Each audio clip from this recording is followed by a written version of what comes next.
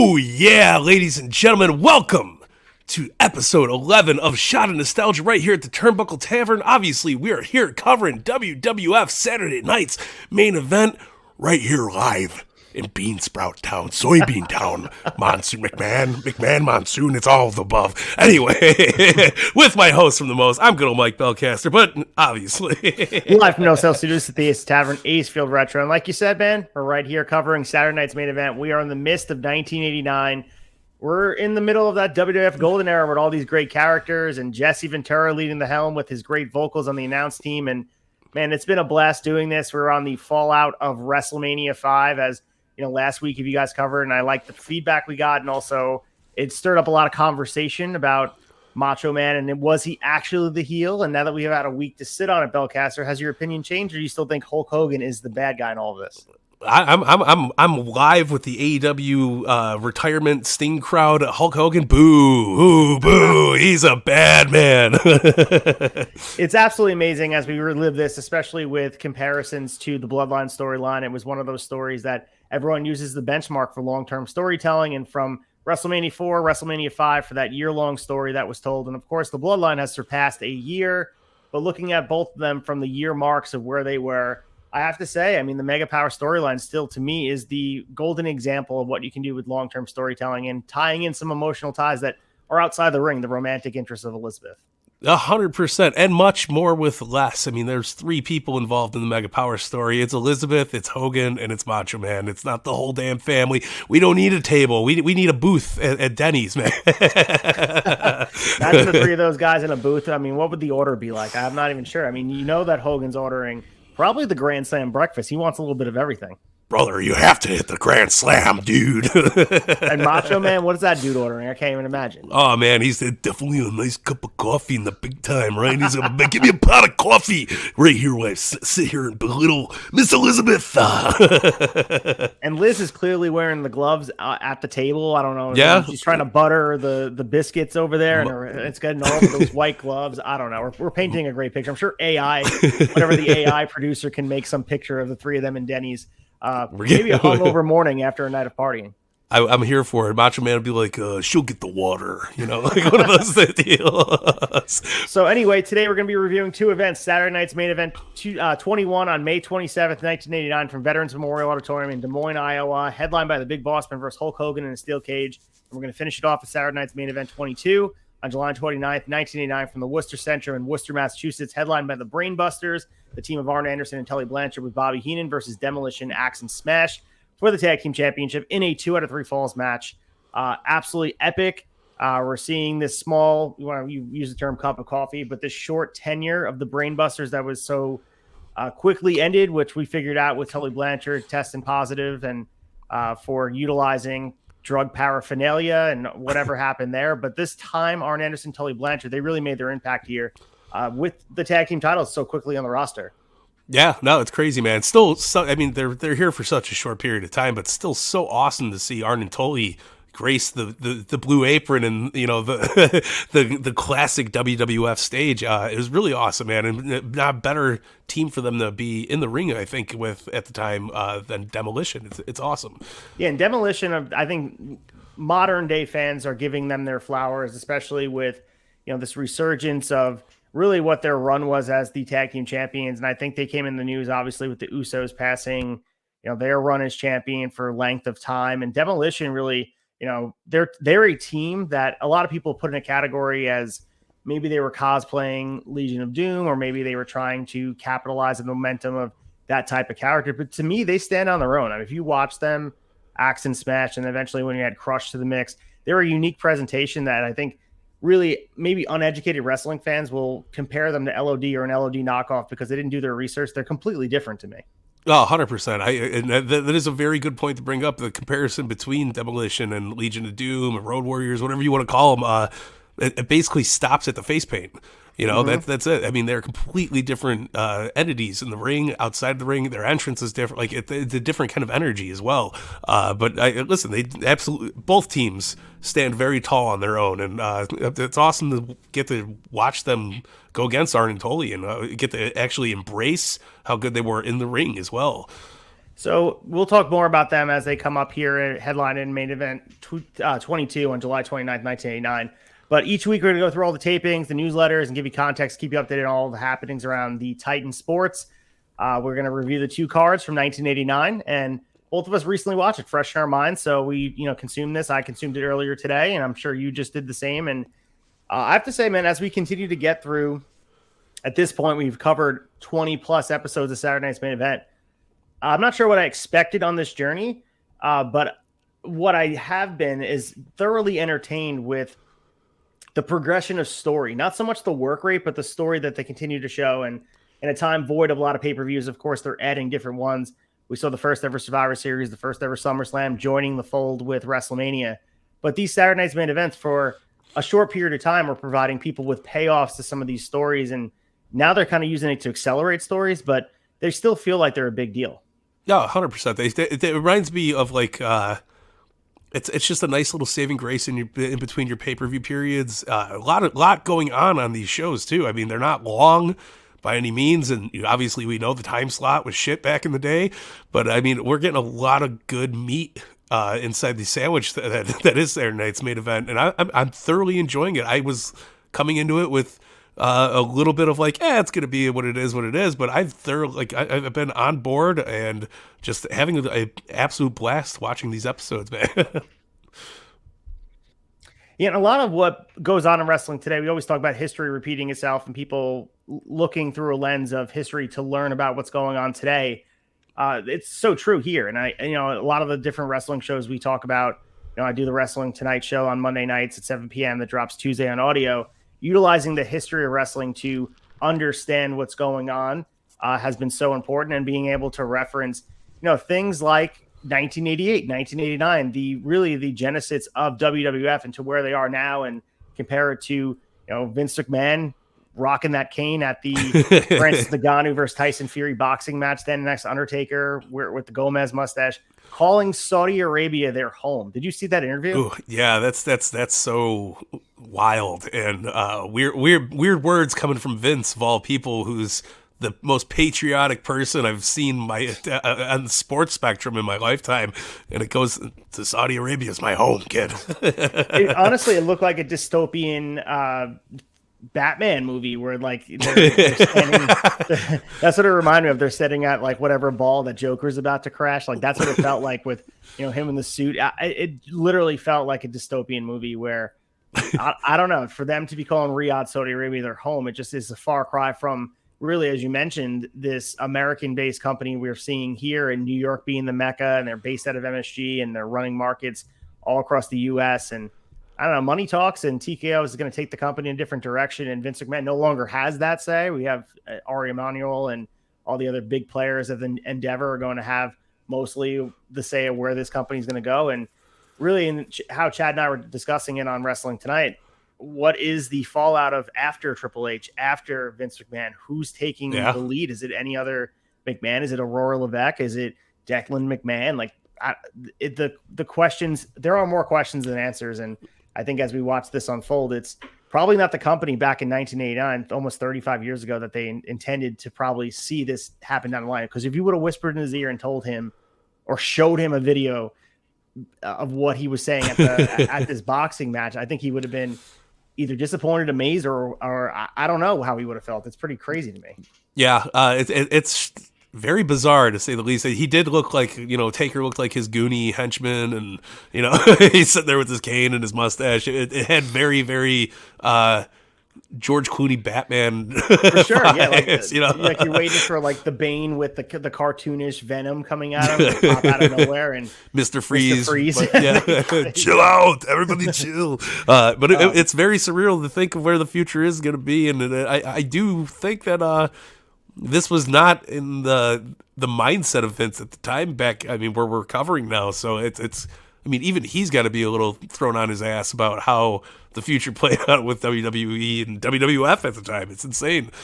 Yeah, we're going to talk about it in the newsletter, but there is a lot of history repeating itself, utilizing different companies to drive up the price. And we're going to talk about Roddy Piper really negotiating with the NWA to get a better deal from the WWF with no intention to ever really work in the NWA. Of course, we'll cover that, but that's something we see all together in wrestling today, and that might be something we're seeing with Will Ospreay, tending his other offers with WWE and with maybe Impact / TNA, and maybe he wants to be, maybe he doesn't. And then also we're looking at other guys that come up for deals. Maybe they never. MJF, the same thing with him. Like, we're going to see those contracts come out to play, and of course you want to build leverage to get the most money, but of course that's stuff that's happening in the future. But we're going to immerse ourselves in 89 and get to the happy hour and talk about what Dave Meltzer had to say in June of 1989. Let's get there.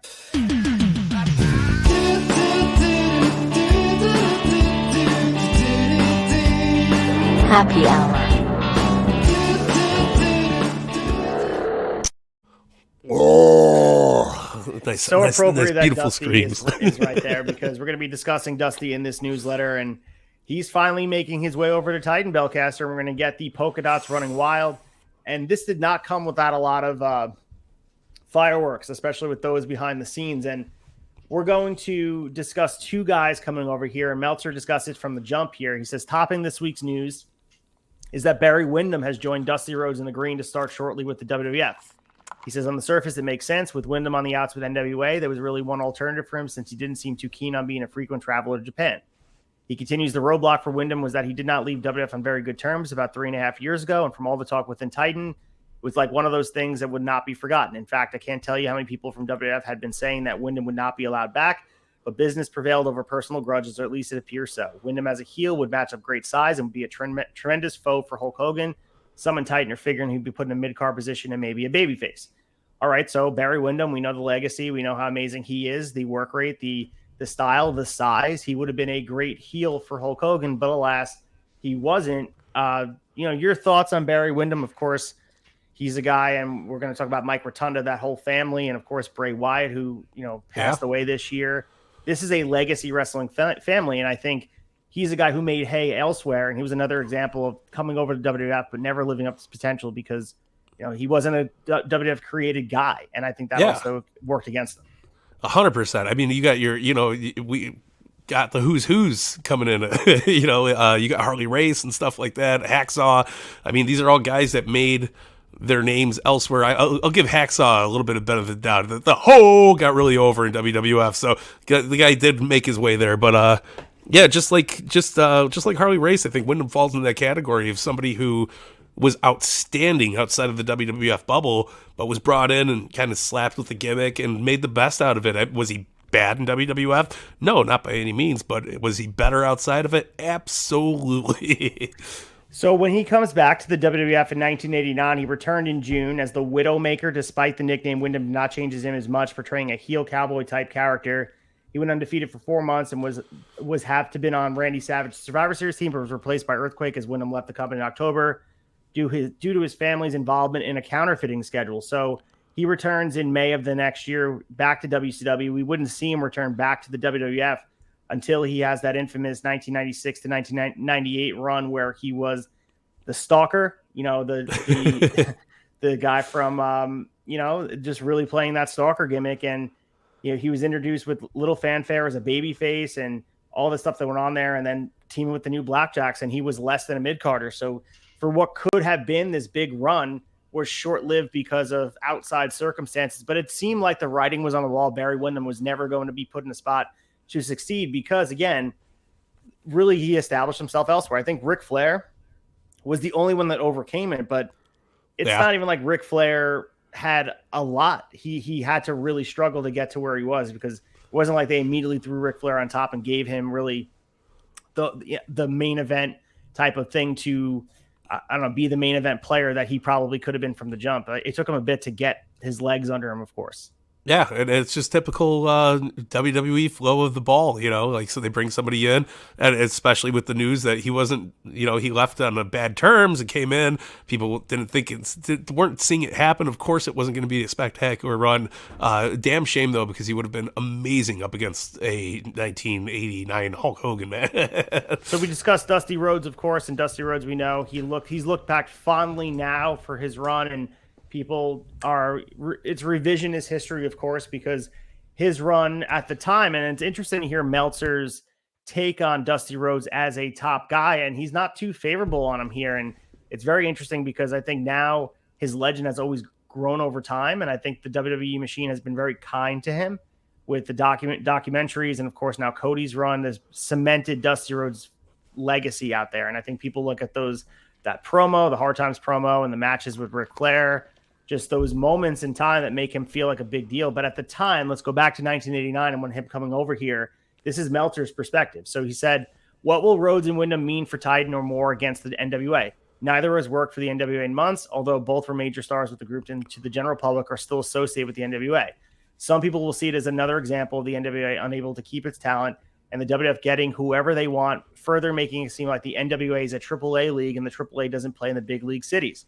He continues, others will argue that since they hadn't been on TV with the NWA for months, that them showing up on WWF TV will have no effect on the NWA. The departure of Rhodes was necessary and in the long run was the best thing for the NWA. As for Wyndham, while he's one of the best workers in the business and has had a great heel persona, there's no indication he was any kind of draw.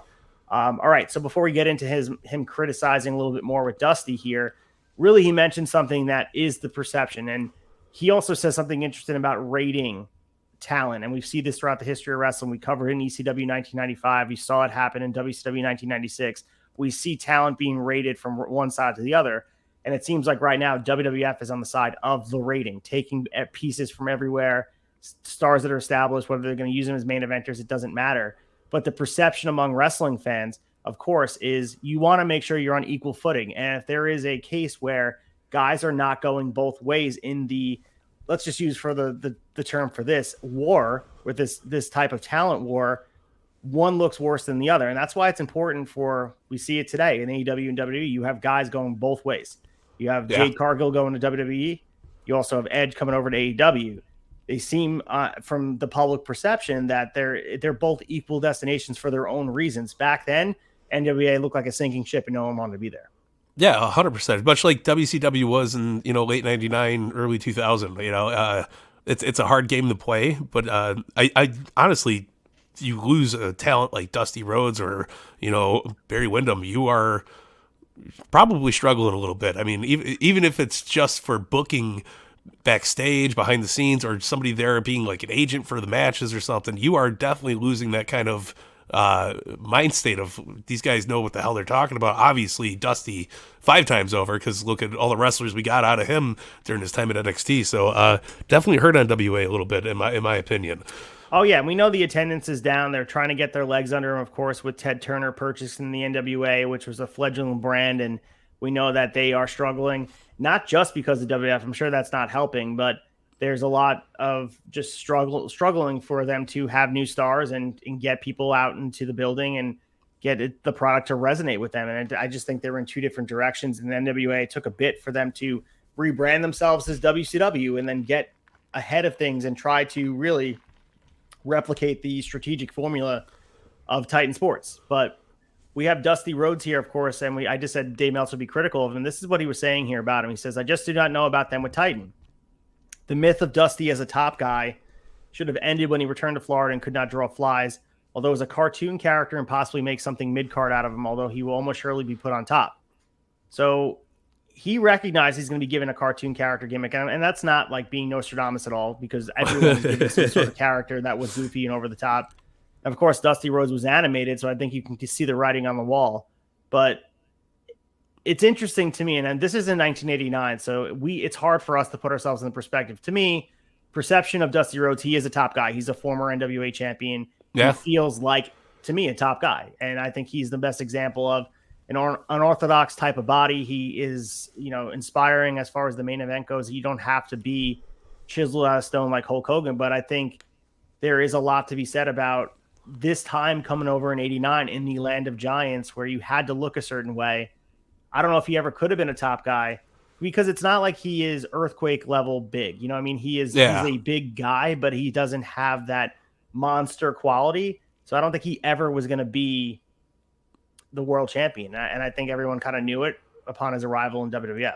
Yeah. They could have played it either way. Obviously, Dusty would have made it work if he was thrown into the main event level. And I think it would have been good a la Terry Funk versus Hogan. We covered that and it lived up. I think Hogan versus Dusty would have been a great match if it was a heel, Dusty coming in, pissing on the New Yorkers, like you get the Southern guy going up against the up north and try to make it work. But I mean, that's neither here or there because it never happened. But it would have been great, man. I could have seen it happening, absolutely. Especially with what we know now, especially how revered Dusty is throughout wrestling media and just throughout even WWE, being the fact that there's a statue of him and NXT was largely based on his mind. And we know exactly what he contributed to the business. Maybe in 1989, he was just, again, he was a product of the NWA slipping. And I think that product put a stink on everybody that was there because of just how much they were struggling. It wasn't Dusty's fault. I think we all know that. And he could have been a main eventer. The charisma was oozing from him. He was a guy who's absolutely just above and beyond one of the best promos in wrestling, not only today, but back in 1989. He could have went to war, whether it was as babyface or as a heel, put him in a program against Hulk Hogan for the championship. I think if you ever listen to Something to Wrestle With, Bruce Pritchard, they talk about and they can say they consider Dusty a top guy, and the program he had against Macho King was a top guy program at WrestleMania 6. I just disagree with it. I mean, like I don't see that as a top program, and he was never, in my opinion, taken seriously on the roster. And I think that's a shame because I think he was a guy who really could have drew a lot of money in a big spot. I don't know if as a heel, but as a babyface, he would have been a perfect guy to go against a heel Randy Savage for a championship. I think people really wanted to get behind him. And even with this polka dot gimmick that, dancing and grooving down the aisle, he still felt like he was bought in and he put everything he had into it. And, I don't know. I think wrong place, wrong time for him. And it's unfortunate.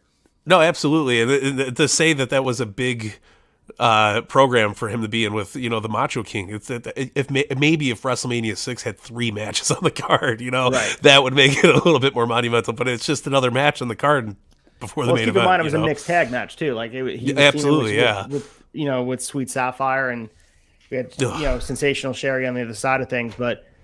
I don't know. You wonder what could have been, especially with the Rhodes legacy, and if he would have got the same reverence that, and as I mentioned before, Flair had to grind for it too. It wasn't like Flair came in, and just immediately won, championships. It took, he won the 1992 Rumble, but, he definitely wasn't presented in a positive light the whole time here. He definitely was a guy who Vince or the creative looked at as he's a WCW NWA guy. He's a guy we don't want to push because there was always the insecurity of, well, he's not our guy. We didn't make him. And there's some of that still today. We still see some of that today. And there's guys that trump that way of thinking, like an AJ Styles, but there's still that way of thinking where if it wasn't created in the WWE lab, we don't want to push it to the moon because it's this, and I mean, that's the beautiful part about Cody, because a lot of Cody stuff was not made in that WWE lab. Yeah. It was created. And it worked.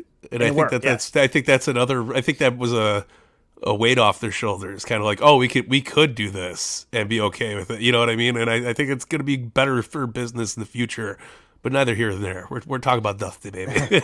So let's get into a little bit more about the monopolization of Titan throughout the wrestling world. And everybody's talked about this, and they just accept it as a fact that this was happening as they do this scorch earth approach about just taking over the wrestling world. And you wonder what the reactions were in real time. And of course, we always listen to the documentaries. We hear WWE side of things, of course, because the victors write the history books. But what were people saying at the time in real time in 1989 as they watched their talent being scooped up? And so there is a lot to be said about the monopolization. And Meltzer says many have already questioned the legality of Titan's tactics in the key arenas. He says in almost any business war, it is the weak side that does the rating because they're more desperate. Although right now one wonders if TBS will even try any rating. He continues, there are many who believe a key rate is necessary to prove they are a major league level in the public eye, not a AAA feeder circuit. He said that's tough on TBS as well, since there aren't that many Titan wrestlers who could get over in the NWA, and all those that would, how many would that much add to the gate and make up for the sizable money it would take for a key rate? He finishes up, if they don't and the public perceives them as AAA, and an awful lot of people do, and more will as more NWA names show up on WWF TV, then sitting pat is not the answer. There's something to perception. There's something to that fact, because there is a lot to that as you watch your top talent be rated and then be presented as mid-carders. It's the opposite. I mean, of course, we see WCW do the rating later on and they're a victim. And it's funny when you watch Vince McMahon claim foul when it's done to him, when WCW did it.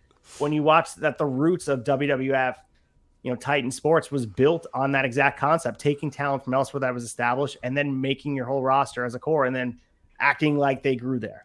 Yeah, and burning the competitions, and like the Nutshell Man, and it's just part of the system that WWF does, and they can bat anything under the rug they want to, but when you watch things, you see it crystal clear. And again, talking about history repeating itself, we want to make sure that AEW, the perception of them from the beginning was to establish themselves as a key competitor brand that's going to be, at least at the perception level, be at the same level as WWE. And they don't want to be a feeder circuit, creating stars and having them go over to the bigger company and look at it as, they're doing stuff here, but they're just biding time until they can go over there. And that's why it's important to retain your own talent. And that's why losing Cody could have been a devastating blow. And it still might be a devastating blow throughout the history of the company. Yeah. We don't know because it hasn't been that long. But keeping guys like MJF, the established characters, is so important to what they're doing, because you don't want it to look like they're using they're crafting their wrestling skills over in AEW just to use them on the big league, being called up, that type of stuff. And that has been a tale as old as time. You want to make sure that presentation wise that you feel like you're on the same level. Yeah, it'd be detrimental if AEW became the stepping stone towards my WrestleMania moment, something like that. And it's a shame. I hope it never happens, but yeah, it's tremendously like a cautionary tale. Don't let your chickens out of the coop, man. well, that's what it was like too with back in the day before AEW came in the fold, and TNA was the, I guess, default second, but by a large margin, where people would do things that were well and over in Impact or TNA, and they would eventually get some fire, and then eventually everyone would say they're going over to WWE because they got over. And that was always just this feeder system. And you watch this happening in sports too. And of course, the teams literally have AAA teams that they put together, and then when they, as needed, or when players get good enough and polished enough, they go up to the major leagues. But we watch this happen in sports too. When you watch teams like the Tampa Bay Rays, or the Arizona Diamondbacks, Pittsburgh Pirates, or Baltimore Orioles, they put together these great rosters, great players, and then they can't re-sign them. And you watch the Yankees and the Dodgers and the Red Sox scoop them up. There's something frustrating for those franchises. And in wrestling, you want to make sure that you're able to retain your homegrown players, because they are guys that are essential to the growth and having your company prosper. And that is the same back in '89. It's the same in 2023. Hell yeah. So we continue here, and Meltzer says Friday's the opening of the Hogan flick, No Holds Barred. He says it is clear the movie will be eaten alive by reviewers. That's really a little consequence, since WWF never set out to make a good movie. They set out to make a profit by producing a movie. All right, so I thought this was as poetic as it gets. This is their mindset for everything. If you replace movie with wrestling, you read that quote again. It's a little consequence, because WWF never set out on making good wrestling. They set out to make a profit by producing wrestling. Is that not exactly the mindset of 1989 WWF? They want to get people in the door. They don't give a shit how the match is. They don't want to rate the match. It's just about characters in the ring, bumping bodies, and in front of screaming fans. And it's not about the quality, it's about quantity sometimes. And that is a little bit about what is going on in this era of WWF. It's crazy. So he said everyone figures they will start off fast and die within a week. By the end of the first week, we will know whether the movie was a success, a bomb, or somewhere in between. Have you seen No Holds Barred with Hulk Hogan? I absolutely have. Are you a fan of it? It's a good movie. It's not like, I'm not putting it in my top 10 film list of all time, but it's if it's on TV, or if I throw it on by occasion, I'm gonna sit down and watch the whole thing. It's a good movie. I'm a sucker for Hulk Hogan's side gig as an actor. I was like going all the way from Mr. Nanny to Three Ninjas on Madness Mountain, or whatever the fuck it's called. I've always been a big fan of watching him, man.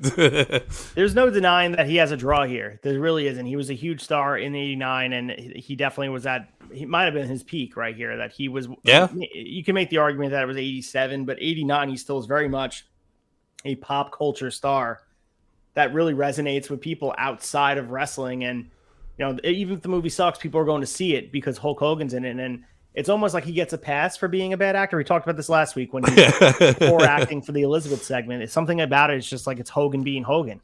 Yeah, but it's very soap opera-y. But I mean, to say the movie was a flop, we just got a 2-pack of Zeus and Hogan in the no holds barred box from Mattel, within the last year. So pretty cool to see so many years down the line. But yeah, it's still an iconic movie. It's the first big wrestling-esque movie. It's ready to rumble, but in '89, it's great. And it just shows where wrestling was going. They wanted to resonate outside, and they wanted to be on the silver screen. It was more than just being in an arena with championship belts. They wanted to create these larger than life characters that transcended time and space, and that was what Hogan became. And he's no longer just a guy. He's not Terry Bollea. He's an image that they built around, and he's an icon, and that's what they did. And you could thank the WWF machine, but also really what Hogan was able to accomplish. And still today, he's the most recognizable wrestler that's ever existed. I mean, I guess you can compare The Rock to him, but The Rock made hay elsewhere. It's not just in wrestling. I think Hogan really predominantly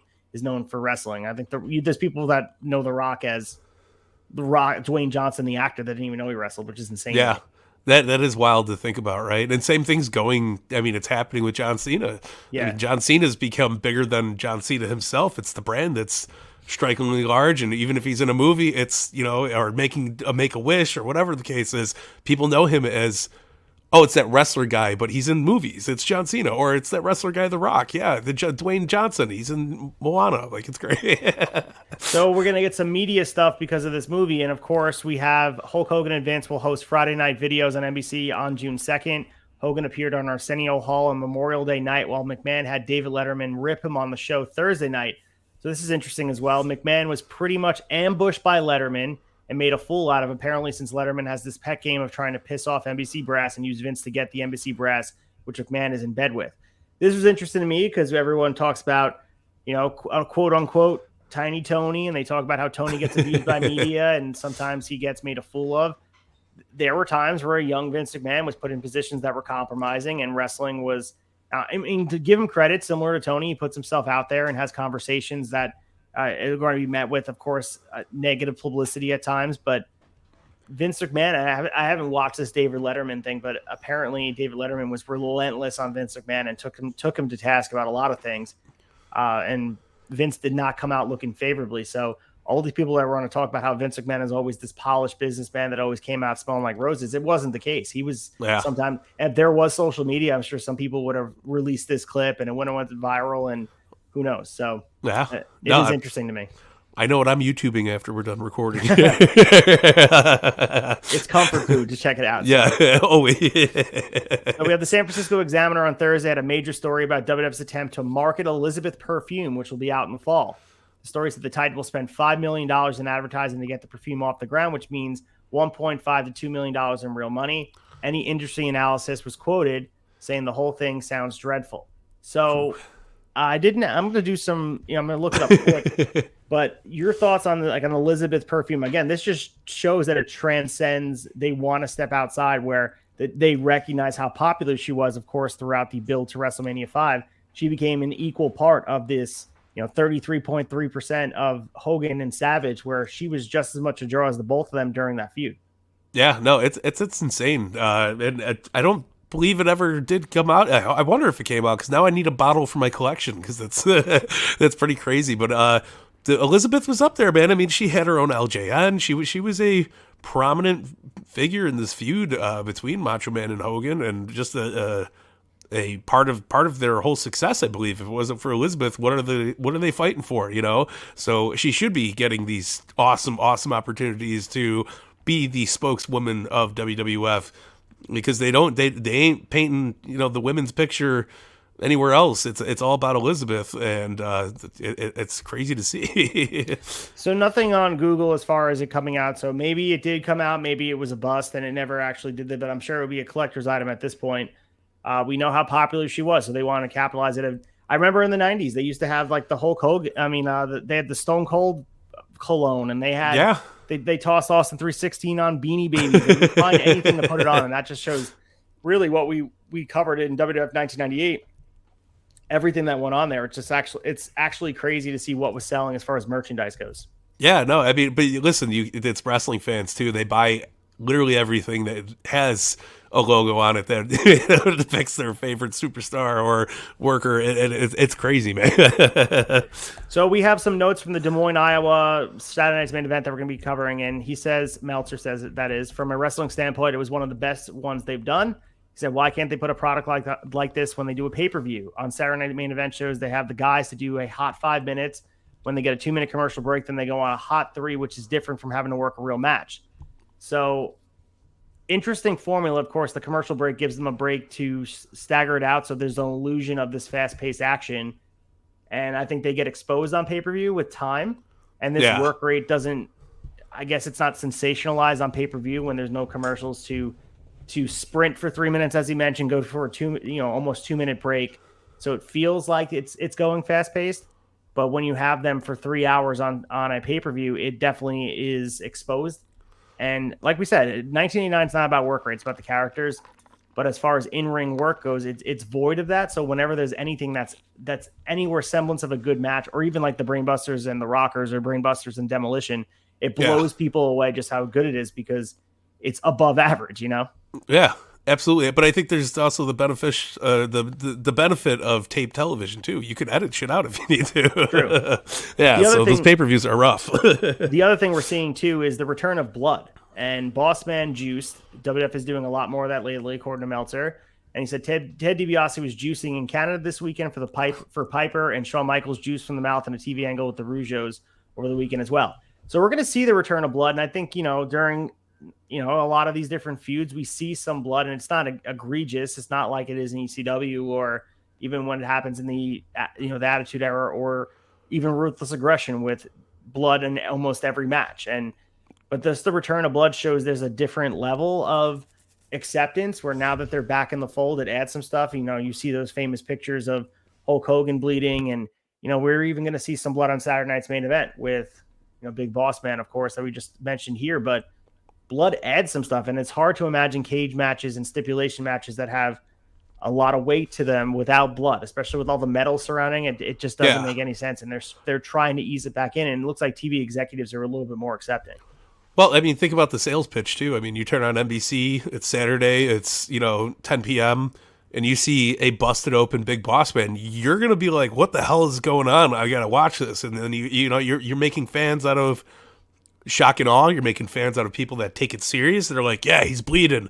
This is the good stuff. There's a whole different markets that you cover with that, but it works. We all know color is money. Absolutely. And we go back to Dusty Rhodes arriving, and Meltzer says there was a ton of heat among the wrestlers, particularly from those who used to work in the NWA and the old UWF over the arrival of Dusty Rhodes. So much that a memo was sent out to wrestlers to treat Dusty with respect and for there to be no problems.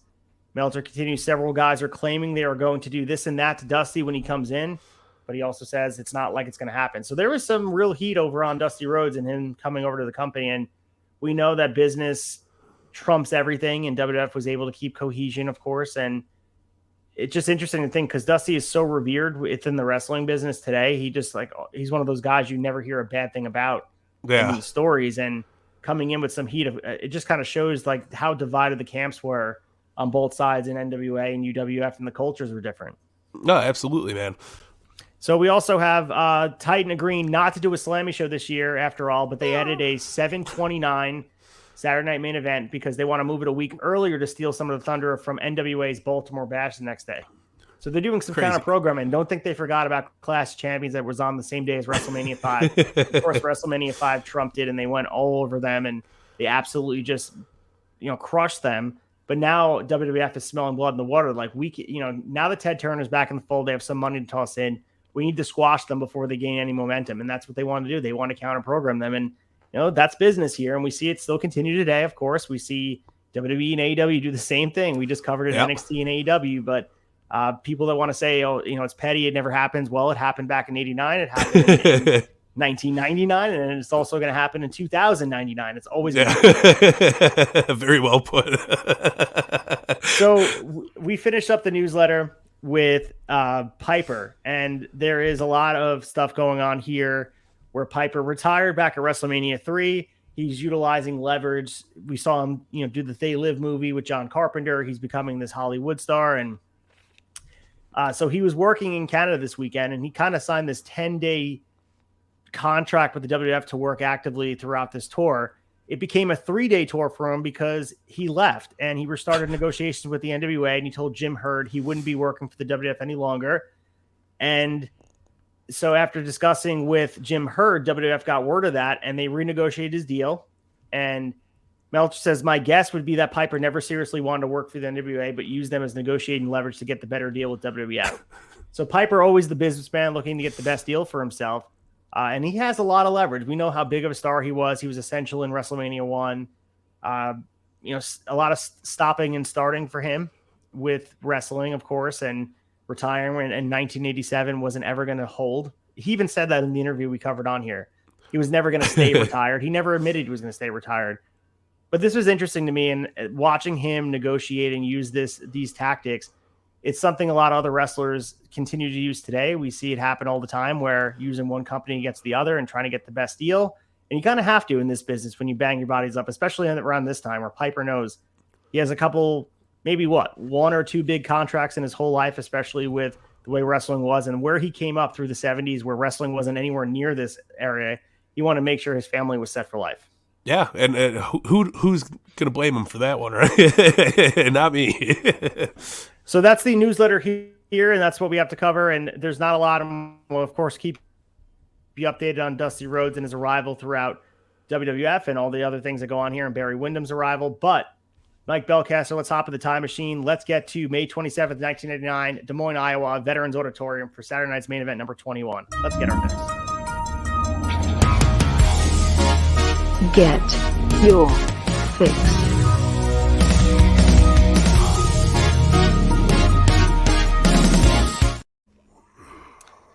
All right, there's that heel Hogan. He's fresh off of hanging out with Elizabeth. They're getting breakfast at Denny's, playing footsie under the table with Macho right there. But we are covering, as I mentioned, Saturday night's main event number 21 from May 27th, 1989, Des Moines, Iowa, Veterans Auditorium. This was taped on April 25th, 1989, so it took about a month to air. Our current champions are Hulk Hogan. He won the title back at WrestleMania 5 on April 2nd, 1989. Rick Rude won it on the same event, the IC title. So Rick Rude is our Intercontinental Champion. Our World Tag Team Champions won it back on 3/27/1988. And our Women's Champion is Rockin' Robin, 10/7/1988. So Demolition definitely didn't win in 88. I don't think that's a typo because 88, because we've seen the title change hands a few times. I'm pretty sure they won it back in 89. But Rockin' Robin's holding down the fort. That's what's going. We haven't even seen Rockin' Robin on one episode. This is Sam Houston's sister here, the women's division. If people are complaining about the women's division today, like these guys had a legit complaint here. As we watched at the time, we read the newsletter with the beautiful piano music behind it. Dave Meltzer was talking about the women in Japan, what they were doing, just absolutely crushing it. What could have been, obviously, the women's division is just completely on ice. Rockin' Robin. People, if she was walking down the street, wouldn't even recognize her. She can be holding the title high in the air. They wouldn't even know who she is. They'll be like, what the hell's that belt? So we usually get those mini promos in the beginning of this show. Instead, we get a promo from Hulk Hogan, and he's talking about Big Boss Man, and he's in that big blue cage, that classic cage of the WWF, and he references what he's doing to prep for this, and we know what all of it is. It's training, it's prayers, and vitamins, and he's saying it's going to go up against what Bossman's known for, handcuffs and nightsticks. And he really sets the stage here in this awesome, very 80s promo. I really enjoyed this. I love Bossman, especially and we're going to talk about him a lot here in the main event. I love Bossman as far as a character goes. I'm torn because I like the corporation Bossman, the slimmed down version of the hardcore champion, but there's something very awesome about this cartoony version of him, but there's still an edge with the sunglasses and the nightstick. There's something about Bossman that's awesome. He was very, very badass in 1989 standards. I mean, that's you're looking at a bona fide badass dressed as a police officer. But he sold the hell out of it, man. The gimmick worked for him, and I've never feared for Hogan's life more. Well, King Kong Bundy put him in a hospital, and Bossman's going to throw him in the slammer because if you go to Cobb County, you're going to serve some hard time. But before we get there, we have King Duggan, a.k.a. Jim Duggan, taking on the WWF Intercontinental Champion Rick Rude. And just to give context, we now have Jim Duggan. He has dethroned Haku 2 weeks earlier on an episode of Superstars. So temporarily, they make it clear he's the new king of the World Wrestling Federation. He's still rocking the crown, but it's goofy because it's too big for his head. And he tries to cut a pre-match promo, and it's falling down over the front of his face. And I think that's intentional. He's definitely making he's definitely a comedy act here. Even though he's very over with the crowd, they're definitely making sure they want the comedic relief with him. And he's getting an Intercontinental Championship shot against Rick Rude, who we mentioned won the title back at WrestleMania 5. Lead us through this match, man. Tell us about it. I mean, Rick Rude is a guy who's kind of come up in the short period of time. Like, we didn't even cover him last week, and now he's here. He's the IC champion. There's a lot to him. He's a guy who he was established elsewhere, but he certainly has a presence here on this roster. Feels like a main eventer to be. Listen, you got nice hair and a beautiful mustache. You too can be Intercontinental Championship within a month. But it was good, man. I thoroughly enjoyed it. I was a little mad that it was, a count out, but what are we going to do about it? It's WWF 1989, man. Everything's count outs and DQs. But it was, I enjoyed the back and forth. Duggan no selling through half the match, doing his typical Duggan shit. It was great, but no Intercontinental Championship for him, man. It was little over 7 minutes, but a great watch, man. Fun character building here going on. And Rick Rude, man, always looked like $1 million. Still 89, looking like $2 million, man. Yeah, so we saw him finish up in Jim Crockett Promotions in 1987. He came over here in I guess we haven't really seen him on the Saturday Night's Main Event episodes because he was definitely in some major feuds as well in 1987-88 with Jake Roberts and Paul Orndorff. And as we mentioned, he won the IC title, and really this feud with the Ultimate Warrior, I think people look at, aside from the Hogan match at WrestleMania 6, his feud with Rick Rude, which gets reignited during the title run in 1990 with the cage match at SummerSlam. And Rick Rude kind of brought the best out of Ultimate Warrior as far as work rate goes, and a lot of people reference that as his best feud, and I kind of agree. I really enjoy Rick Rude's work, and I think the charisma coinciding with the energy of Ultimate Warrior, they made for a great mix in the ring. Yeah, I mean, you could see Miles why it would be better. Rick Rude had a mind for the sport. He had a mind for the business. He was great in the ring. So putting a Warrior with him as opposed to putting a Warrior with the Hogan, I could see money everywhere.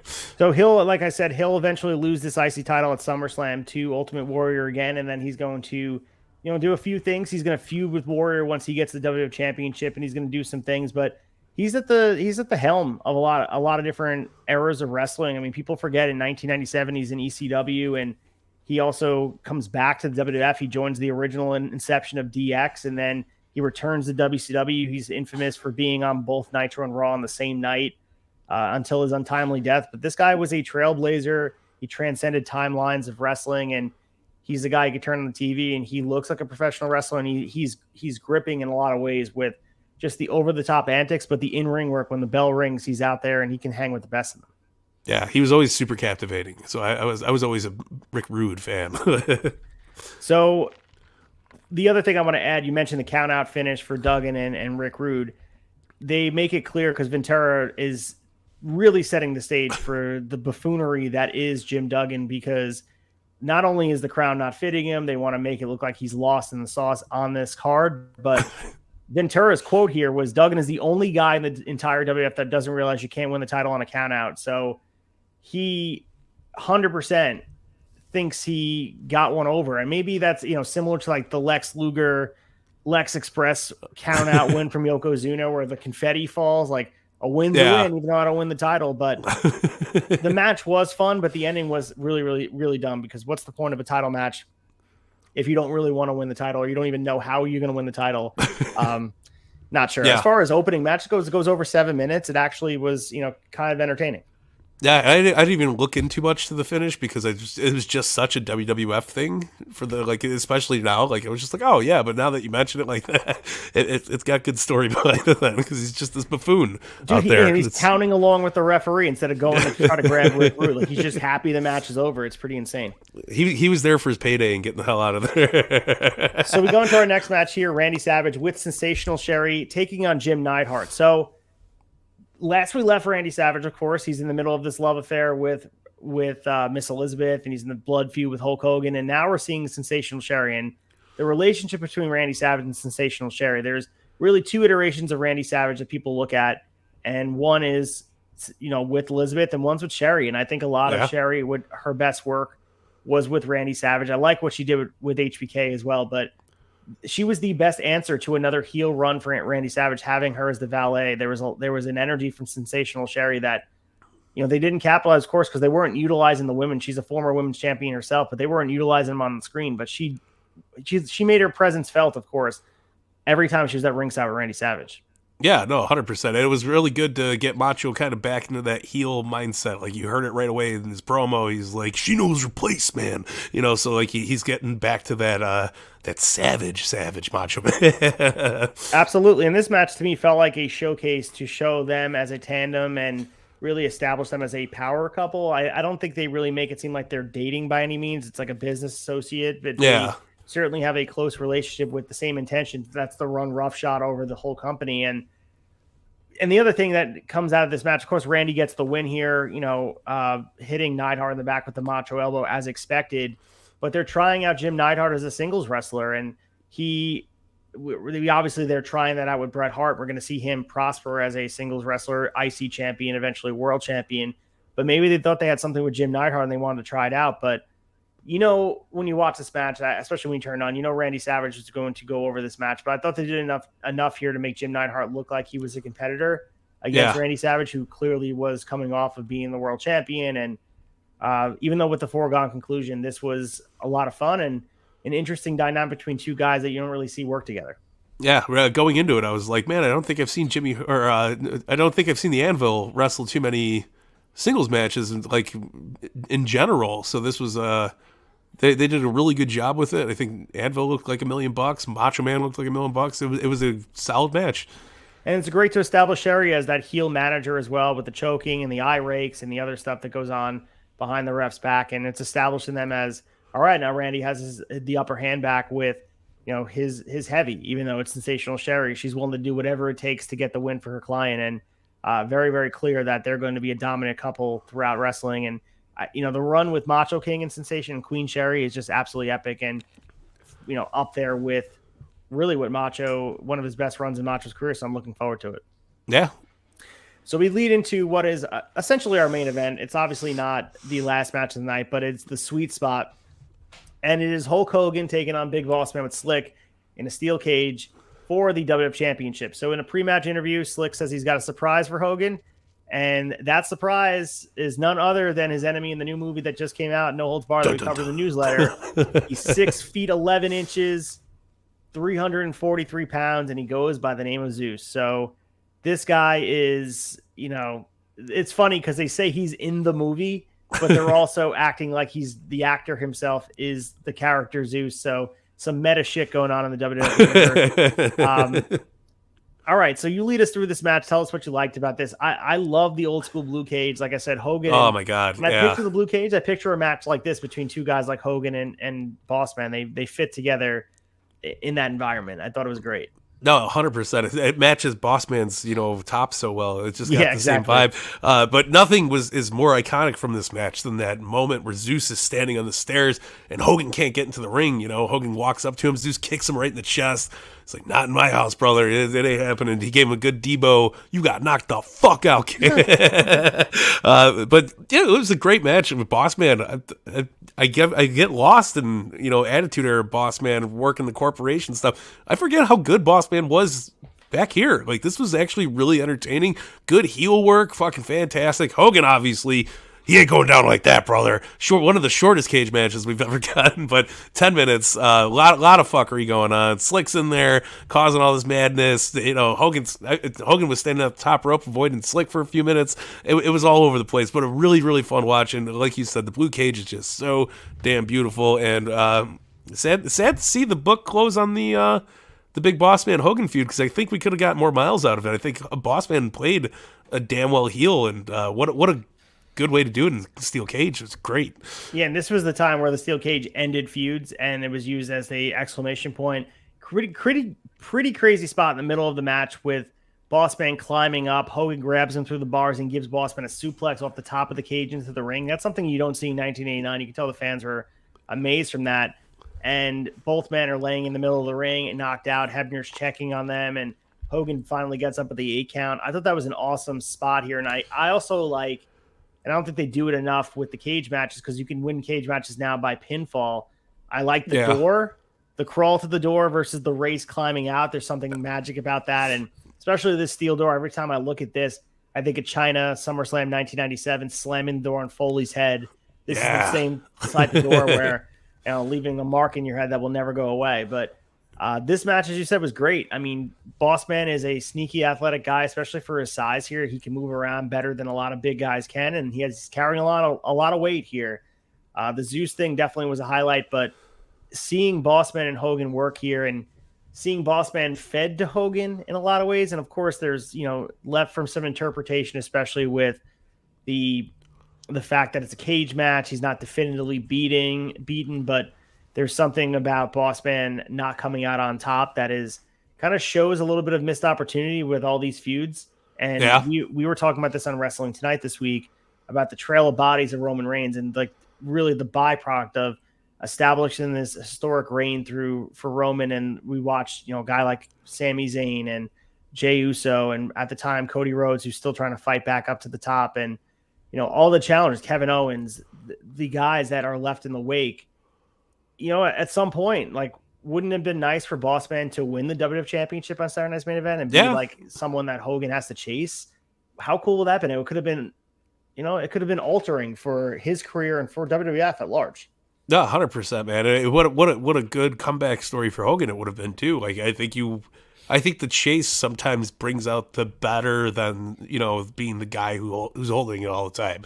What's Roman gonna do when he loses it, right? Anybody do we need to see him chase it again? I don't think. I think he could retire after this run, and everybody would be like, oh, okay, that makes sense. Like there's nobody. Rooting for him after this. So I think a Bossman win, something would have been a good little bone to be tossed. One of these heels, you know what I mean? Like there's so many of these heels, and Bossman just on a long list of them, like from the Earthquakes and the Terry Funks and these guys that fall to the wayside. And a guy like Bossman who was brought in, he was pushed really strong. He got all these big wins and then eventually was completely stunned by Hogan and was back down to the mid card. So it was poetic to see him handcuffed to the ropes and then kind of watch Hogan leave the ring. And we're going to see Bossman and Akeem battling Demolition throughout the summer, so he'll be featured in a title picture, and the tag titles meant something for sure. And we're going to see Bossman and Akeem teaming up as the Twin Towers. But as far as this match goes, these guys worked really, really hard. As one of the better matches you're going to see on Saturday Night's Main Event between two guys, one of the better Hogan matches, I think.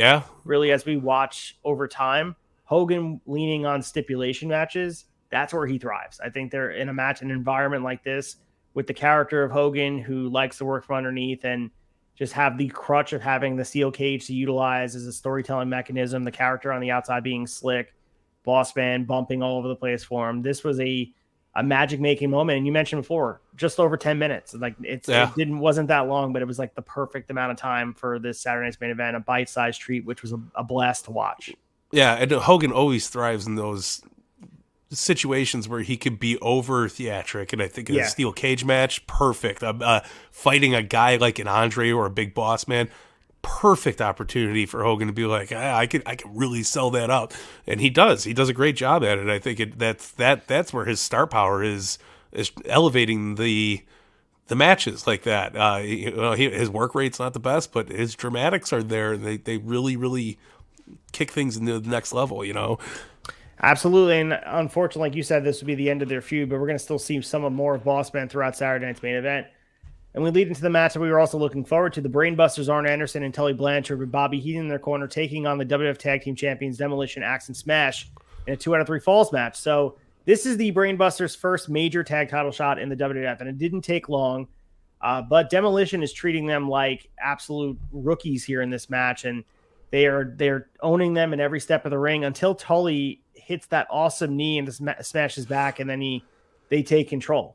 So we also have some Demolition dominating this match. Smash is no selling, and they're clearing the ring, and they're dominating. And nothing the Brainbusters are doing was working. And that's the story of this. I mean, the first half of the match is just all demolition all day. The Brainbusters are trying to get through and trying to build some momentum.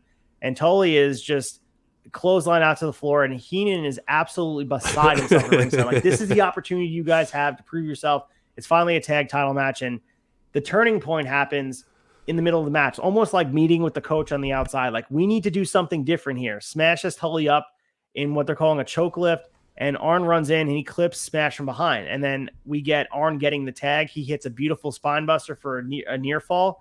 And then we get really the Brainbusters dominating the match, making frequent tags and then really controlling the pace. And Smash is isolated with his classic fashion here. And of course, we certainly get a lot of the classic tag team moves, and the referee is making sure they abide by the 5 count in the ring. And we have all 4 men in the ring brawling at one point, and Joey Morella tries to get Axe out of the ring, and he's shoved away, and we get a DQ. So the Brainbusters are up 1-0. So we're looking at this as, oh shit. What we do know, though, is because of the DQ, we know that we saw this happen on Saturday Night's Main Event. Even if the DQ happens in one of the falls, the title can't change hands. So they didn't make it clear again here, but we do know how things happen. But the Brainbusters are making Demolition frustrated. That's the story here. They're getting in their head. And because they're better at wrestling, and I think Demolition as the tag team champions are trying to keep pace with the technical sound nature of this match, and they couldn't keep up. And even though they're still the champs, the Demolition cost themselves the match, and the DQ win, and they only had the one fall now. Since it was DQ, they called the match. The DQ win would earn them a title match where they'll eventually win the titles at the next Saturday Night's Main Event in July, which we'll cover. And this was perfect, man. I thought this told a great story. It was strategic. It was simple, 9 minutes and 15 seconds. And I do like finally, because we saw one of these matches play out in real time where they had 2 out of 3 falls. It goes to the 3 falls, and one of the falls is DQ, and the titles can't change hands. And they didn't tell the live audience. They didn't tell the people on TV. And I think they learned their lesson.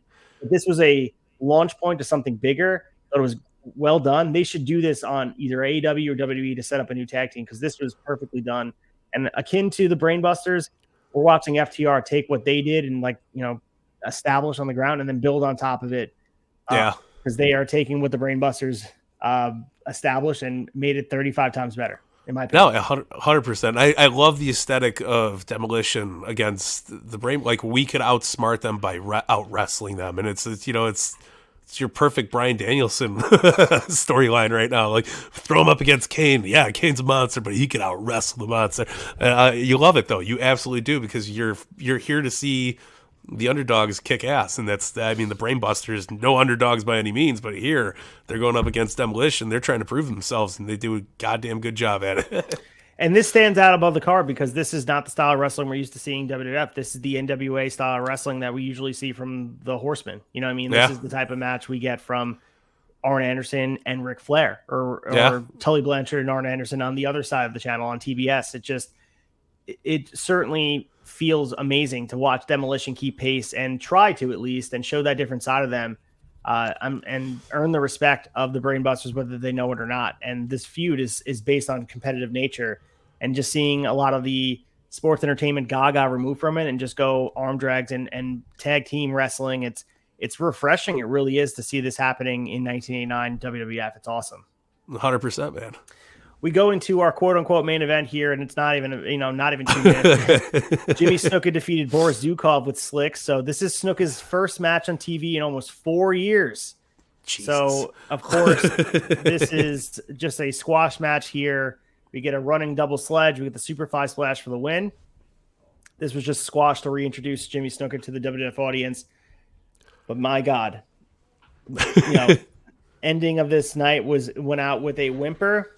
This is what they do. We're used to this now. I think they're trying to top themselves with a worse match on every single match. Event. This might have been the worst one yet. These were After Hours by Vince's Pool. Like, this was one of those thoughts. Like, yeah, get Snuka to fight Boris. like throw him in a squash, man. Goofy. Yeah, this didn't even need to be on the card. They could have gave the extra minutes to the Brainbusters and Demolition, and I would have been happy. But why not? Okay, we're here for it. Yep. So we'll get Jimmy Snuka back on our TV, whatever that means. But here we are now. So we go into Saturday night's main event, number 22, July 29th, 1989, from Worcester, Massachusetts, the Centrum. This was taped on July 18th, 1989. All of our champions are the same. And we get the lead in on this is Macho and Sensational Sherry want to get together, and they want to have a beefcake wiener barbecue style. So the Brainbusters also are talking about demolition, and Hogan finishes up, says he's been brushing up on his Elvis tunes. Of course, he's taking on Honky Tonk Man tonight. And I just, honestly, I love all the crazy shenanigans that happen in these first segments as well. And it's the best. It's so goofy over the top, but it's hard to know. Like, do they know how campy and over the top is, or are they actually trying to be intimidating? I don't know. Like, it's hard to determine where's the line, because there's something about it that makes it so enjoyable, but it really is. It really is so cheesy, and I don't know. It's hard to imagine Hogan knew it was cheesy. That's what makes it almost better.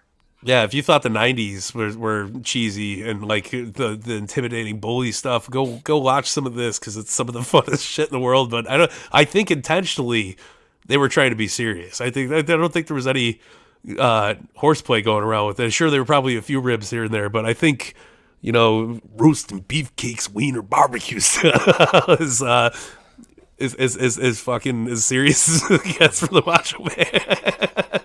So our opening match of the night is for the WWF Championship. It's Hulk Hogan, since he just brushed up on his Elvis, taking on the Honky Tonk Man with Jimmy Hart. And this is just, it's weird to see Honky Tonk Man in this spot. And of course, he is one of the next sequential thing for being an Intercontinental Champion would be the World Championship. But he's this ain't it, pal. This Elvis impersonator gimmick certainly leaves it to be desired. He's nothing more than just the latest challenger for Hogan that he's going to beat. But there is some of the stuff that goes on in this match, of course, with the guitar, that there leaves you a little bit in suspense that maybe, just maybe, especially if you were there in the time, maybe Honky Tonk Man could have beat Hogan, but of course not. This match is just a Hogan formula match, of course, where you eventually see him hit the leg drop for the finish. And the other interesting part, we're going to see him appear as the special ref in the next match. After the match hits the leg drop, 6 minutes and 15 seconds, Hogan retains the match. We see rugged Ronnie Garvin in the ring, and he celebrates with Hogan for no apparent reason. Why? Why not? Everybody's a Hulkamaniac, so I guess Ronnie Garvin was the biggest Hulkamaniac. The other interesting part, too, is, of course, we see the two guitar shots. One, Hogan gets hit in the back by Jimmy Hart, but then there's another guitar where Hogan then nails both Jimmy and Honky Tonk Man, and then he tosses Honky back in the ring for the leg drop. Again, this kind of feeds this notion of Hogan is a heel. Like, a real true blue babyface would have just thrown the guitar out and used, like, whatever, body slam him, punch him in the face, something of legal nature. Hogan takes every opportunity with the ref turning his back and not having anything, whatever, no scruples about cheating. He doesn't care. And that has to be intentional, right? They have to be creating an edge I don't know, man. It's so weird to me. When you watch this, I feel like someone can really do a case study on it and watch some of these moments, like the 92 Rumble when he pulls Sid out. Like, that's a heel move. Like, no matter what you do, that is a heel thing. And even here, you don't need to hit Honky Tonk Man with a guitar. You're Hulk Hogan. It's Honky Tonk Man. What are we doing? Vince was just making the poison. He was planting his poison way early before, So we have Ron Garvin, of course. He's celebrating with Hogan, and then we lead into Jimmy Snuka taking on Greg Valentine with Jimmy Hart. So Jimmy Hart, double duty. Rugged and Ronnie Garvin, double duty. So why is Rugged Ron Garvin referee? Well, apparently he lost a loser must retire match to Greg Valentine after some tight pulling. So instead of quitting wrestling altogether, he became a WWF referee. And he's the kind of ref, Belcaster, who doesn't take any shit from anybody. He'll punch you in the face if you mess with him. So, and that eventually does get him in trouble. So Jack Tunney addresses and warns Garvin to chill out or he's suspended. So he has to stay in line here. So that doesn't explain why he's celebrating with Hogan after the match, but as the ref, especially when he wasn't the ref of the match, it's very, very bizarre. But he just wanted a payday. He was having a good time. He came out. He's like, "Brother Terry, you're doing a great job." So this is an interesting match. Of course, we saw Jimmy Snuka make his return on the Saturday Night's main event prior, beating Boris Zukov in a squash match. This match was a little bit longer, but of course, this doesn't go that long because both these guys are very limited in what they can do. You know, we get a lot of stuff going on at ringside where Valentine kicks Snuka out there, and he doesn't let him get back in the ring to get under Ron Garvin's skin. And Garvin finally has enough. He shoves Valentine away from the ropes, and then Snuka gets on the top rope from the other side. He nails Valentine with the flying body press for the 3 count. And it wasn't a fast count by Garvin, but it's furthering this Garvin-Valentine feud, which you beg the question, who cares about it, right? But they're telling a further story here in this loss. And it is, I guess, by definition, an upset because Greg Valentine was, I would imagine, the favor going into this match. Of course, we know who Jimmy Snuka is and the legend that is Jimmy Snuka, but Greg Valentine was a guy who had a little bit of momentum in '89. So seeing him lose this match, it wouldn't have been common to see Snuka beat him. Oh, it was wild. It was absolutely wild. You could since we started this, you could see the downfall of Greg Valentine's body. He's just like slowly turning into that pile of mashed potatoes that he looks like now. Oh my God. So it was a decent match. Yeah. I do like the Garvin thing, and it is interesting to see him turn into a referee and like be this. It's goofy. Yeah, be this. But I'd love to see it more often. You know? Yeah, absolutely. I mean, is there a guy on the roster right now on either AEW or WWE side that you could see turning into a good ref? Like, if you had to pick one guy to be a good official, who would it be? Oh, Brian Danielson. Oh, you think could you imagine like him like following the rules? Like, yo, fuck off! Like, get away from you have to grab the top rope or else I'm kicking you in the face. Like, you could get good like mannerisms out of it. It would be fun. Seeing him enforcing the 5 count with the submission after beautiful years of telling officials I've got till 5. It's like not so easy, right? It's not so easy. See, it would be good. I'm here for it. All right. So I mean, I want to see more of Brian Danielson, but maybe while he's recovering from the orbital bone surgery, maybe he can come out there wear the Cody Rhodes mask and do the reffing. Why not? Oh, it would be great. I think we're onto something here, as long as Brian Danielson's on our screen. But we lead into Brutus Beefcake against Randy Savage with Sensational Sherry, and Beefcake.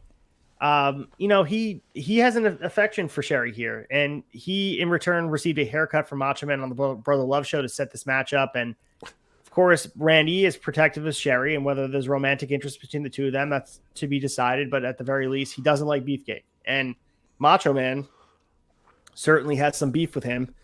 And I'll let you go through this match, but this was interesting. It's always fascinating to me how over Brutus Beefcake is. It really is. I was just about to say the crowd keeps going crazier and crazier for him, it seems, and I don't get it. Like, I'm so off that trail. Like, I don't see, and especially with the gear he was wearing during this match, he looked fucking ridiculous. And ridiculous as he should. He's fighting the Macho Man, but there's good back and forth here. Sherry's all over the place, doing her Sherryisms, if you will. But yeah, Beefcake can't cut it. He gets the win by DQ. But well, you know what are you going to do about it? I'm not here to praise Bruce the Barber Beefcake. So the ending, of course, we saw the debut of Zeus earlier last show, but Sherry's came back to ringside with Zeus in tow, and we're going to have him be involved with them. And of course, Zeus hops in the ring. He beats Beefcake down for the DQ when Savage is in trouble. And this is where the beatdown happens. Zeus lifts Beefcake up. He puts him in a bear hug, and Hogan runs in for the save. Brother. And Zeus is really no-selling all of Hogan's offense. And Zeus grabs Hogan in a bear hug himself, and Savage comes off the top rope with a double axe handle to the back for a tag team finishing move between the two of them. And Beefcake finally stops Zeus with a rake to the eyes as the heels are trying to give Hogan a haircut. They're trying to shave the bottom half of his head. The fans are going wild during this segment, and Zeus grabs Beefcake and puts him back in that bear hug, which the announcers are selling like it's a death grip from a grizzly bear. And Hogan then finally grabs a chair. He hits Zeus in the back, and Zeus is continuing to no-sell this, so he's doing the old Undertaker stuff where he's just looking at him and no-selling it. And Beefcake and Hogan both grab chairs themselves, and the heels are still kind of standing strong. Savage now is kind of panicking, like, all right, well, Zeus, you can calm down now, dude. Like, we got our job done. You can calm down. Please calm down.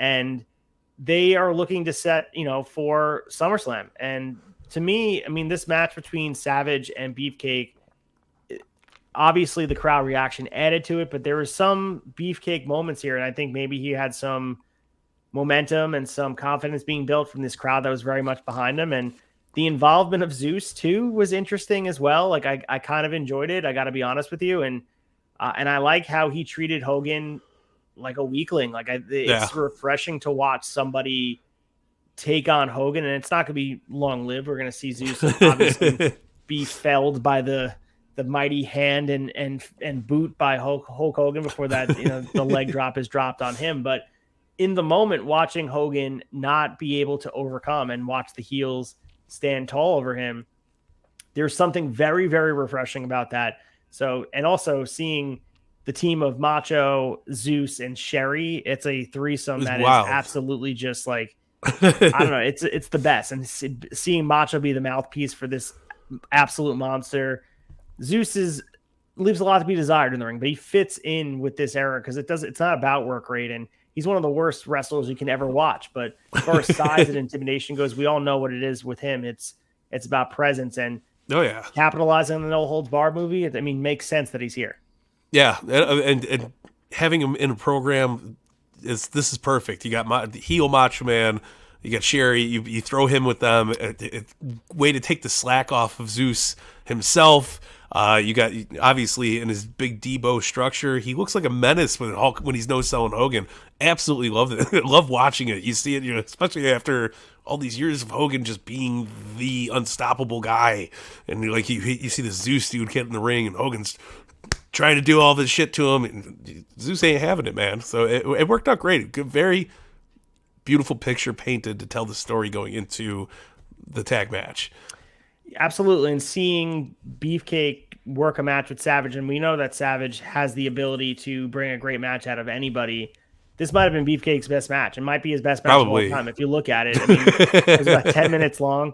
And there's something awesome about this iteration of Randy Savage that he's not quite Macho King yet. He's not quite at that point, but he is definitely different than the Macho Man we left when he was the WWF champion. He certainly feels a little bit different. He feels a little bit more comfortable being that heel. I think he really has come into his own, where it's not just about the Elizabeth angle. It feels like he's creatively satisfied with what he's doing with the Randy Savage character. And we're going to eventually see it kind of come to fruition with a completely different reinvention with the Macho King. And Sensational Sherry is such a great flavor to add to what Macho Man brings to a program. I thought this was great. And then, Beefcake, it remains to be seen why he's so over, but he has, this match, if you go back and watch this, it certainly paints him in a good light. I mean, he had a great dance partner, but you have to give Beefcake at least some of the credit. No, 100%. I give all the shit to Beefcake as I possibly can, but when he's in the right atmosphere with the right dance partner, I think it comes out great, right? And there's been a lot of shine on Beefcake's career, but this is definitely one of those brighter moments, man, and I did enjoy the match. It was good. So we lead into the rematch that we just covered before with the tag team titles on the line. The Brainbusters, Arn Anderson and Tully Blanchard with Bobby Heenan taking on team of Demolition, Axe and Smash for the WWF Tag Team Championship. So we have 3 falls to a finish here. And of course, we're hoping we get a finish because of where we left off with the Brainbusters outsmarting Demolition and getting under their skin. And since Demolition got themselves DQ'd in the last Saturday Night's Main Event against the Brainbusters, they now have to try to defeat them in 2 out of 3 falls. And it goes just to show you have to control your emotions, because that is really the story and theme here, that really, because of the fact that Demolition stepped outside of their game, they are the champions. The Brainbusters have earned themselves a shot into taking the titles in a match that fits their narrative. This tag team 2 out of 3 falls match certainly fits their narrative and gets them into a spot where, sometimes your emotions can leave you out. And we see this happen all the time in sports and in real life. You let the emotions get the better of you, you're not your best self. And even though this is scripted entertainment, you can see that a team that is the championship tag team has the ability to lose focus and then be not caught off guard and potentially lose their championship on any given day. Yeah. So we lead into this first fall here. Of course, we see a lot of great tag team action here, and it's more of the continuation of that first match we saw between them. And we see, almost a cockiness from the Brainbusters here with Arn and Tully, where they're tagging in and out, and we see that spine buster, and they go for a double clothesline, but they were caught off guard with axe nailing Tully, and Smash gets a desperation hot shot, and they get the first pinfall, shocking them for the 1-2-3. 5 minutes in, so Demolition's up 1-0.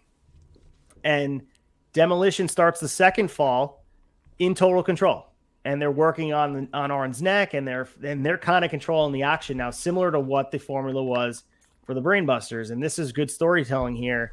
And Tully ducks off a low whip, gets the hot tag, and we see Smash come in. We get he's hitting slams on both Tully and Arn, and sends Heenan into the ring post. And now Axe comes in for some double teaming, but we get Andre coming in to protest while Tully receives a demolition decapitation. The ref gets tired of just all the double teaming, and they DQ Demolition. So now they get their fall from the DQ. It's interesting because now we see Demolition get the win. This the first fall off of pure wrestling. We see the Brainbusters benefit from the chaos that Demolition usually thrives in. So now we have a winner take all third fall, and the Demolition is controlling that third fall, and Tully is trying his best to get in. He tags Arn, and Andre's hanging around ringside. He's going to be a difference maker here. We get a double knockout spot leading to a hot tag to Smash again, and Blanchard is absolutely bumping all of the ring, akin to Mr. Perfect here. Like he's shot out of an absolute shotgun just from pillar to post. And Axe and Arn are going to the floor, and then Tully flips out of a suplex. You can tell he's really feeling it here. The ref gets Axe out of the ring, and Andre tosses the chair into Tully. We get that chair from Tully to Smash, and Arn turns over and he covers him for the 3 count. So we knew Andre would be the difference maker. We get the 1, 2, 3. Brainbusters are our new champions, 13 minutes total. And this ends the longest tag team title reign ever in the history of the WWE. So it's crazy. We saw the Usos break that record recently. But Demolition was the benchmark for the longest reign for a long period of time. Very long title reign. And you can make the argument it's not as good as their first Saturday Night Main Event meeting because of Demolition's offense. I know the story they were telling here. They wanted to switch roles, and really by playing the game that Brainbusters wanted to after the first match, Demolition stepped outside of what their game was that made them the longest reigning tag team champions of all time. It's mind games. I thought it was well told, though. If you watch both these matches, which we did in succession, they make sense, and I think it was really fun to watch. Yeah, I really loved that mentality of switching the roles around and then having the Brainbusters kind of, get savage at the end there. And Andre, the mental picture has been with me all day. Andre sitting in that foldable chair, the steel chair sitting ringside. He's so big, man. Like, I've sat on so many steel chairs in my lifetime, seen him up in front. Like, he is like a Buick on top of a chair. It is insane, but a great finish to it too. I love Andre getting involved. It was all absolutely fantastic. But I love the Brainbusters kind of, sticking it to him, teaming with Andre, getting the chair shot and getting the titles. Beautifully done. It's so interesting too because of the nature of the Brainbusters, how technically sound they were, and it wasn't the technical wrestling that got him the title reign. It was the shenanigans, and that's WWF, baby. Like that's the sports entertainment of things. And you can be the best wrestlers of all time with the arm drags and hot tags and double team moves, but you have to be willing to dig deep and do whatever it takes to win. And that was the case here. And Demolition's usually that team. We saw that when they won the titles originally, they were willing to do whatever it takes. They were a heel team. Of course, they transitioned over mid-title reign being fan favorites, but they were beaten at their own game, and they were kind of suckered into this approach, and they suffered for it. And seeing the longest title reign end here, it wasn't as apparent as how significant this reign would be, especially as time would pass. It would take 28 years for it to be broken by the Usos. So this was a memorable moment. And of course, the Brainbusters are short lived, but to see they were the ones that ended was a big deal. Yeah, it's absolutely insane. But very, very well done. Absolutely well done. I enjoyed the shit out of it. I thought it was a well-oiled program and had a great payoff. Absolutely. Well, let's get to the chaser and pick our favorite part of these 2 episodes of Saturday Night's Main Event match, or maybe something we're looking forward to. Let's get to the chaser. The chaser.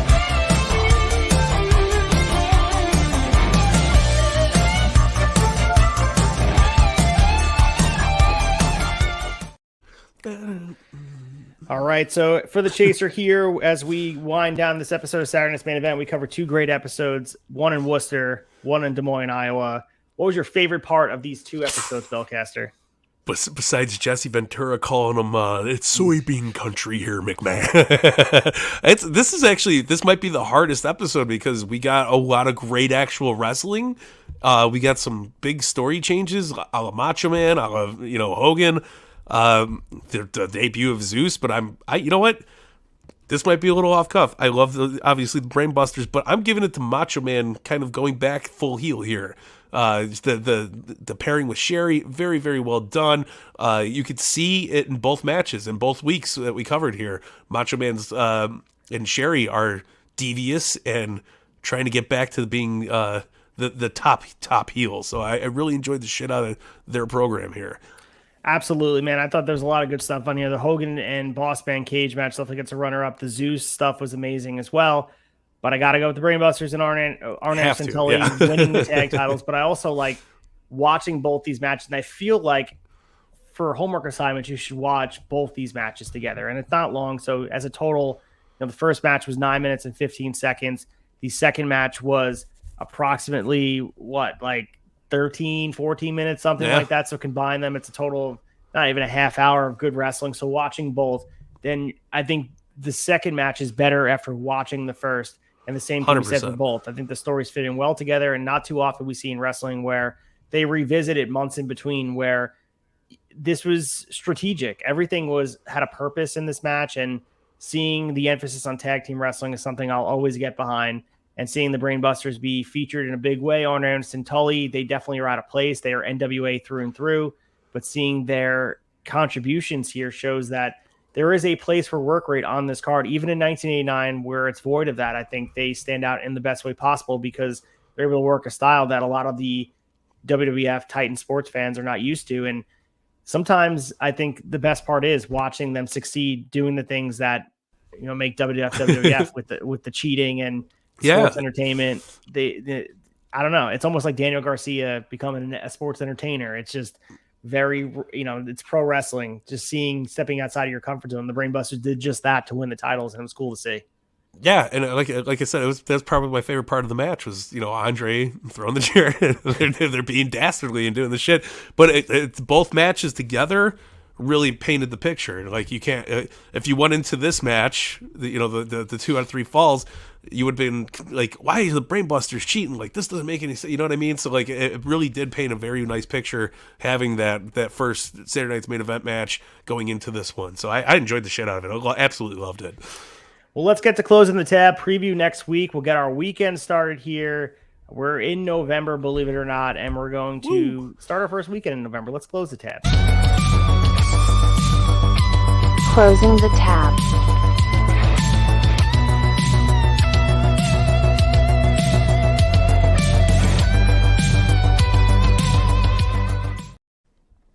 All right, the lights are coming on the bar as we say goodbye on this Friday evening, or if you're listening Saturday morning, we appreciate you wherever you are in space and time.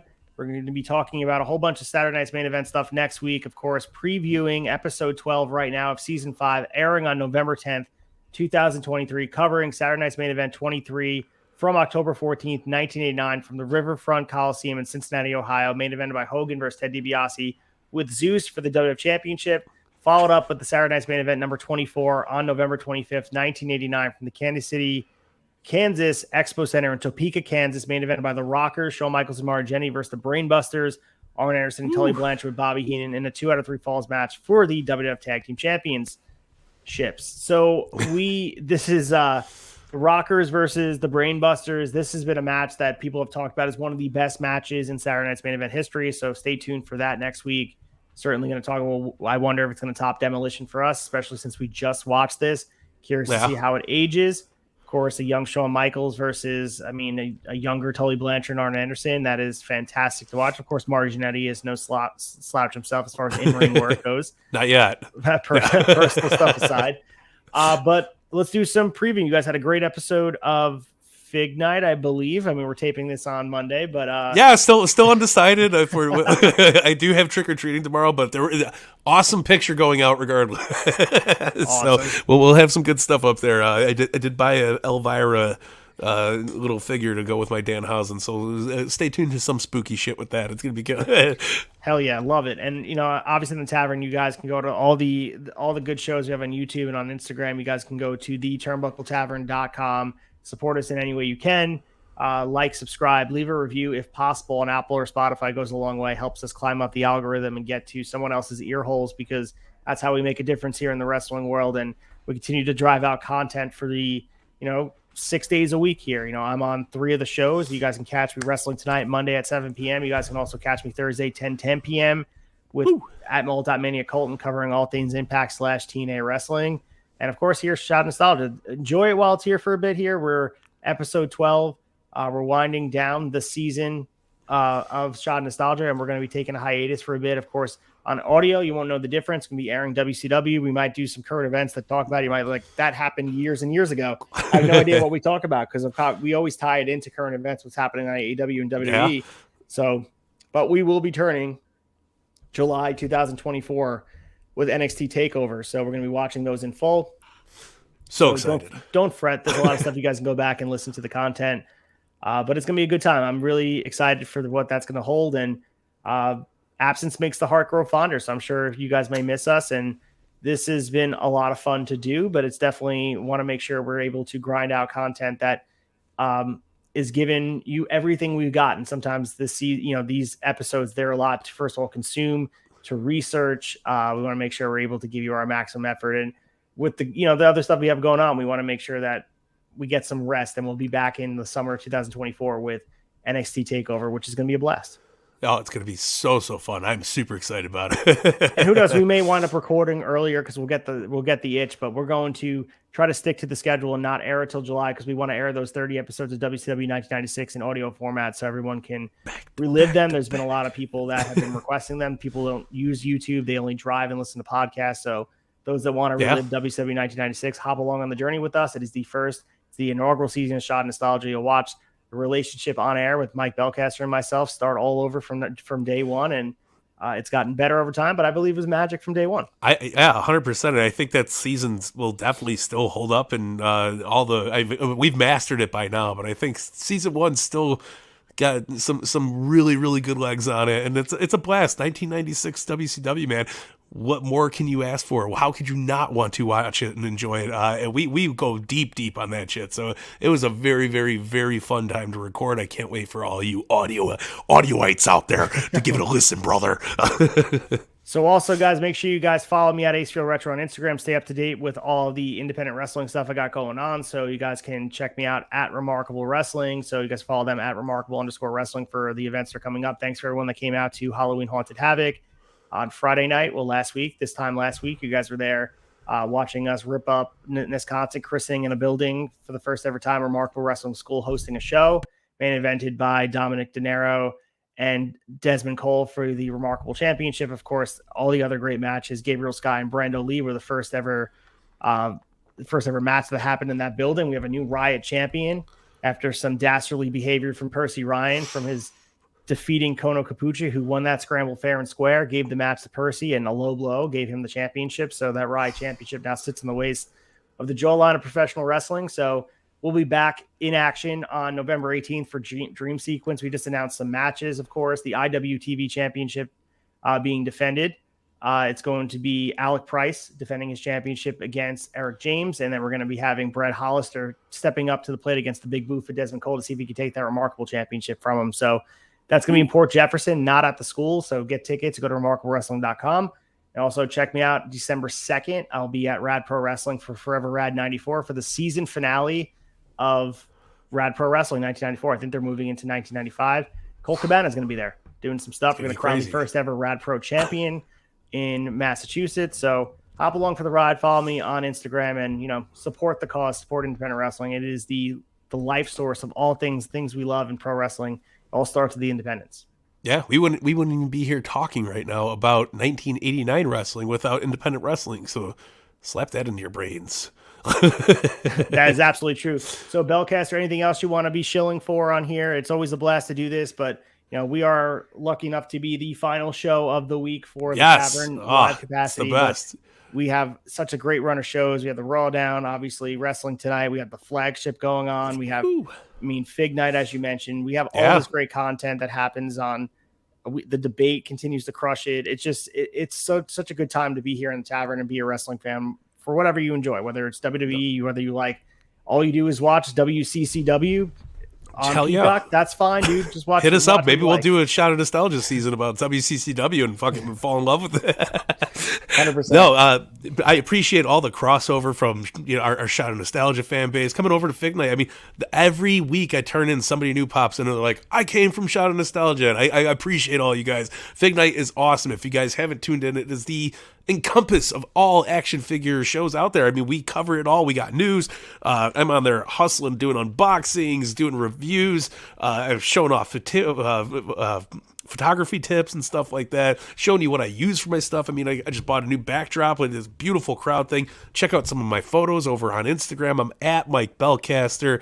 I'm at Mike Belcaster basically anywhere you want to find me. So just holler, hit me up.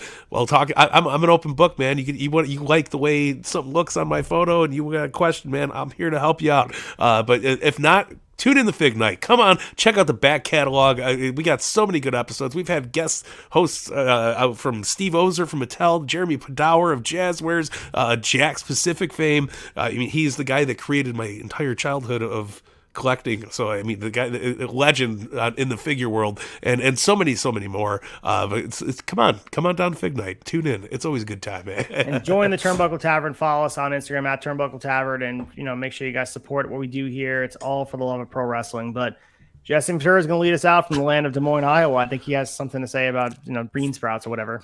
They're soybeans, McMahon. Soybean people behind me. But I was thinking about the good hawk and how great a bean sprout quesadilla would taste perfect right now. But tune in next week right here. Same Saturday Night Main Event time. Same Saturday Night Main Event, but on a Friday. We're Shot of Nostalgia.